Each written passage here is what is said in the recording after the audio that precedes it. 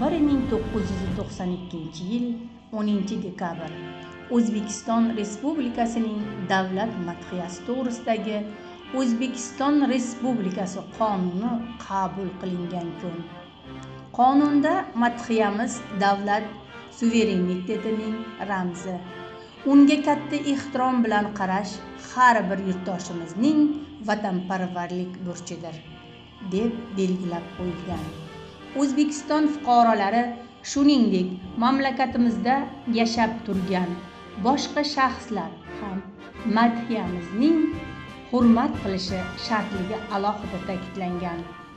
Davlat madhiyasining muallifi O'zbekiston qahramoni, O'zbekiston xalq shoiri Abdulla Oripov bo'lib, musiqasini O'zbekiston xalq artisti, atoqli bastakor Mutal Burxonov yaratgan. Madhiyada xalqimizning ezgu orzu-umidlari, kelajakka mustahkam ishonchi teran ifodalangan. Unda mardona va sharaflarga boy o'tmishimiz, milliy an'ana va qadriyatlarimiz, tinchlik, osoyishtalik, millatlararo totuvlik va birdamlik kabi umuminsoniy tuyg'ular tarannum etilgan.